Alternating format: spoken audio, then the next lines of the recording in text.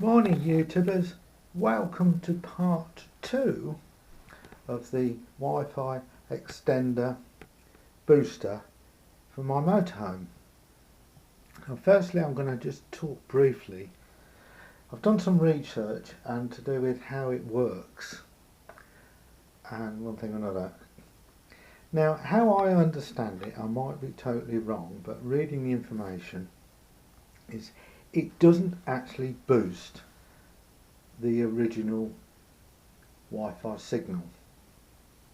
What it does, it receives the original Wi-Fi signal.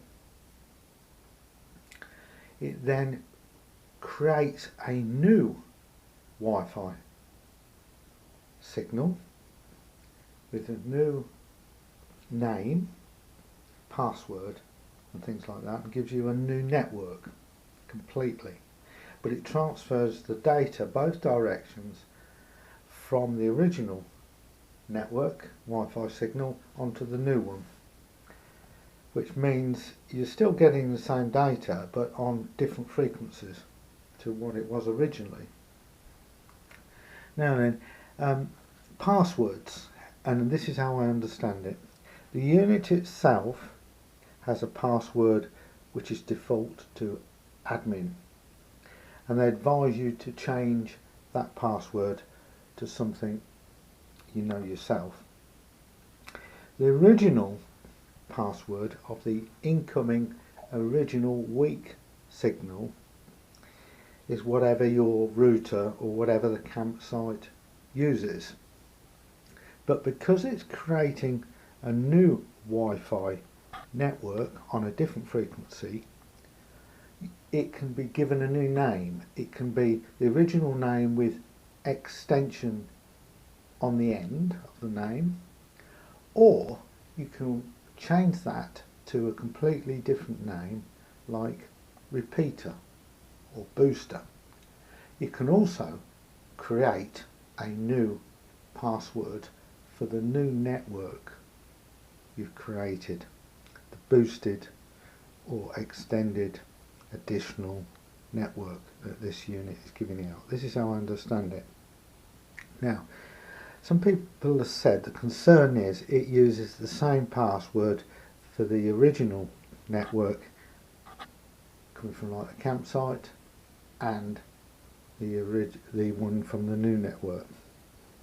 Well, if it does, it's not too much of a problem because you can download an app called Who's on My Network, and providing you're on that network, it will give you a list of what's connected to it, and you can take them off the network.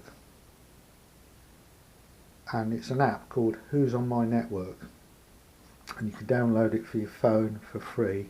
There's also a Wi-Fi analyzer you can put on your phone, and that's how I understand it to be regarding passwords. I may be wrong because my van's in storage and I'm not on a campsite. I've got no way of testing this theory out, only probably in a year's time when all this coronavirus is gone. Now then, I'll talk about fixings. Now, this particular unit sends the power feed up a short local area network. So the power unit comes in via this little box. Now the little box is designed to run from 24 volt DC via a power mains adapter to 230 volt. Well, you can imagine that's not a lot of use in a motorhome because they're 12 volt, not 24, and they don't always have 230 volt. So it is possible to buy one of these converters which gives 12 volt in, 24 volt out. Okay, and this is 12 volt in, 24 volt out at 3 amps maximum. Well, this unit is only taking half an amp, so it's not a lot of power, so I've been overkill with this on design. But the next problem is fitting this in your motorhome, because you can imagine you've got 1, 2, 3, 4, 5, 6 screws to hold this unit in, and to hold it in a cupboard or wherever you're going to mount it.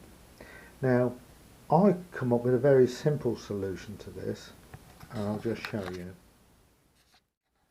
The simple solution is to just get a thin piece of wood and mount everything onto the piece of wood with screws and things like that. So you can remove the whole unit with 2 screws and some small electrical connections to unplug.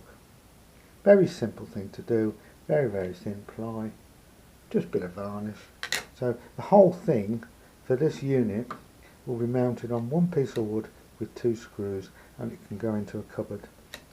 I've also put 12 volt on it, that end, and 24 that end, as a reminder what it does, and also it'll help me in the future if I forget, you know, in years to come.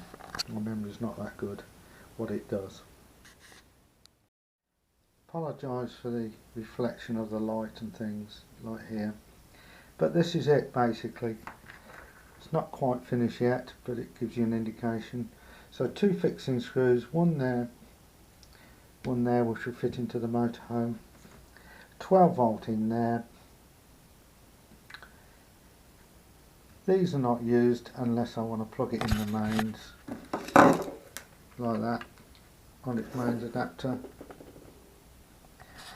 And it means if there's a fault here, 2 screws, 2 connections,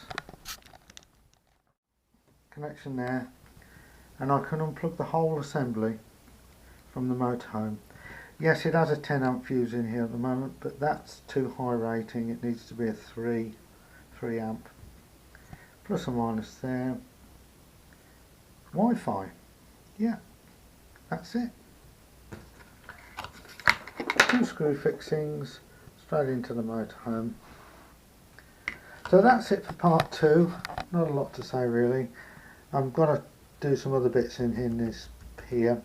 I put a blocking diode in there so the power doesn't flow both ways if that's plugged in as well, so it will share the 24 volt.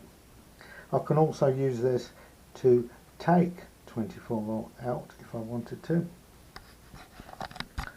So thanks for watching. Please subscribe and like.